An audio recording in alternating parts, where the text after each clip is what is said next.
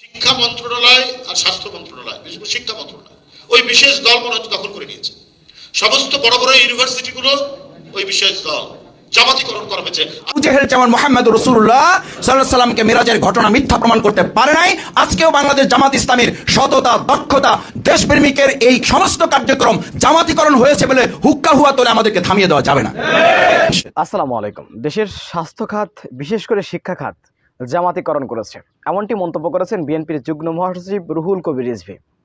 রুহুল কবির রিজভী তিনি বলেন, বাংলাদেশের প্রত্যেকটি বিশ্ববিদ্যালয়ে প্রধানদেরকে জামাত থেকে আনা হয়েছে। এই বক্তব্যের কড়া জবাব দিয়েছেন জামাত নেতা ডক্টর শফিকুল ইসলাম মাসুদ। চলুন কি বলেছেন তিনি, তার মুখ থেকে আমরা জেনে আসি। নবী মুহাম্মদ রাসূলুল্লাহ সাল্লাল্লাহু আলাইহি ওয়াসাল্লামকে মিরাজের মাধ্যমে তাকে আসলে শুধু ঊর্ধ্বগমন করানো হয় নাই, তাকে গোটা বিশ্বের জন্য আজ, অতীত এবং ভবিষ্যতের সামগ্রিককে সামনে রেখে সম্মানিত করা হয়েছে। তখন সম্মানিত করা হয়েছে গোটা বিশ্ব যখন তাকে অপমান এবং লাঞ্ছনার শেষ জায়গায় পৌঁছে দিয়েছিল।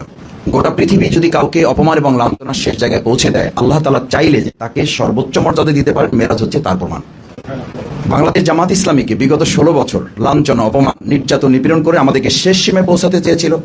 আল্লাহ তাআলা চেয়েছেন তাদেরকে শেষ করবেন, আমাদেরকে উপরে নিয়ে যাবেন। আলহামদুলিল্লাহ, আল্লাহ তাআলা সেই মিরাজেরই একটা অংশ ইসলামের সাথে যদি কেউ সম্পৃক্ত থাকে, তাহলে দুনিয়ার কেউ আপনার সাথে না থাকলেও আল্লাহ তাআলা যদি চান তার মর্যাদা তার থেকে কেউ ছিনিয়ে নিতে পারে না। মিরাজ হচ্ছে তার সবচেয়ে বড় প্রমাণ। সম্মানিত ভাই এবং বন্ধুগণ, শেষ কথা হচ্ছে, রাসূল করিম সাল্লাল্লাহু আলাইহি ওয়াসাল্লাম যখন মিরাজ থেকে ফিরে এসেছেন, হাতিমে কাবায় বসে তিনি তখন ভাবছেন যে আমি এই যে মিরাজ সংগঠিত হয়েছে, এই কথা যদি এখন কাউকে বলি, তাহলে এই কথা বলার মধ্য দিয়ে কেউ আমাকে হয়তো পাগল বলবে, কেউ জাদুকর বলবে, কেউ গণক বলবে, কিন্তু কথাটা তো সত্য, এটা তো বলতে হবে। এই কথা বলতে বলতেই তিনি তার সামনে দেখলেন আবু জেহেল যাচ্ছে। আবু জেহেল ঠিক একইভাবে জিজ্ঞেস করলো, কি মোহাম্মদ কোনো ঘটনা আছে নাকি? মুহাম্মদ রাসূলুল্লাহ সাল্লাল্লাহু আলাইহি ওয়াসাল্লাম বললেন, হ্যাঁ ঘটনা তো আছে, আমি তো গতকালকেই কি করে এসেছি, মেরাজ করে এসেছি, আল্লাহ তাআলা আমাকে এই জায়গায় নিয়ে গেছেন। বলছে সত্য, এটা কি তুমি বলতে পারবা সবার সামনে? কারণ সে জানে এই কথা বলার মধ্য দিয়ে মুহাম্মদ রাসূলুল্লাহ সাল্লাল্লাহু আলাইহি ওয়াসাল্লামকে ইতিপূর্বে পাগল, গণক, জাদুকর যা যা বলা হয়েছে এগুলো প্রমাণ করার জন্য এইটা যথেষ্ট হবে। আর আল্লাহ তাআলা পরিকল্পনা করেছেন যে তিনি এই ঘটনাকে শুধু রাসূল সাল্লাল্লাহু আলাইহি ওয়াসাল্লাম না, তার প্রতিপক্ষদেরকে দিয়ে এটা তিনি প্রতিষ্ঠিত করবেন। আজকে এখানে আপনাকে একটা বিষয় সামনে রাখতে হবে যে আমরা যারা এখানে আছি, ভাবতে হবে যে আল্লাহর দিনের কাজের জন্য যদি আমি আপনি কেউ না করি, তাহলে আল্লাহ তাআলা বাতিলকে দিয়ে তার দিনের কাজ করানোর সক্ষমতা তার আছে না নেই? এই কথার প্রমাণ হচ্ছে আবু জেহেল তখন বললেন, মুহাম্মদ তুমি তোমার কথা ঠিক থাকো, তোমার লোক টাকা লাগবে না, আমি সমস্ত গোত্রের নেতা এবং যা আছে সব টাকার ব্যবস্থা করতেছি। এবং ডাকছে, তারপরে বলা শুরু করলো, ওখানে তারাও ছিল যারা এই বাইতুল মাকদাস সম্পর্কে ভৌগোলিক জ্ঞান ছিল। সব কোশ্চেনের জবাব দেওয়া শেষ। এবার বলা হলো, তুমি বাইতুল মাকদাসের জানলা কয়টা, কপাট কয়টা, দরজা কয়টা, এটা হলো আসলে জানা উদ্দেশ্য না, উদ্দেশ্য হলো ঠকানো, উদ্দেশ্য হলো ঠেকিয়ে দেওয়া। বাংলাদেশ জামাত ইসলামীকে আমরা লক্ষ্য করি, এই সময় এসে আমাদেরকে কেউ কেউ জামাতিকরণ করা হচ্ছে বলে প্রতিষ্ঠানে সব আমরা নিয়ে নিচ্ছি, একথা বলে আমাদেরকে থামিয়ে দেওয়ার চেষ্টা করা হচ্ছে।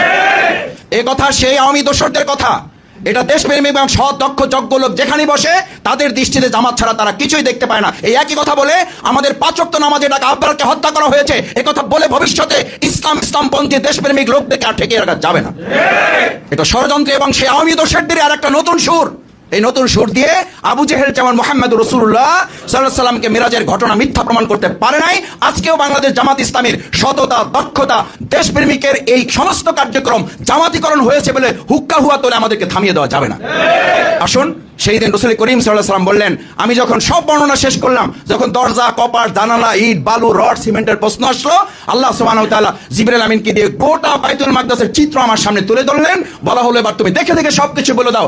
আল্লাহ তাআলা যদি দুনিয়ার মানুষের, ইসলামপন্থীদের, আল্লাহওয়ালা মানুষদের পক্ষে থাকেন, সততার পক্ষে থাকেন, দুনিয়ার সবাই মিলেও আমাদেরকে ঠেকাতে পারবে না ইনশাআল্লাহ।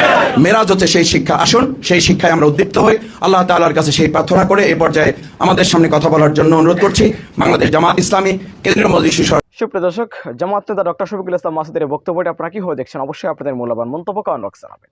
সবসময় সত্য নির্ভেজাল তথ্য পেতে স্বাধীন বাংলা টিভি ইউটিউব চ্যানেলটি সাবস্ক্রাইব করে আমাদের সাথে থাকুন। আসসালামু আলাইকুম ওয়া রাহমাতুল্লাহি ওয়া বারাকাতুহু।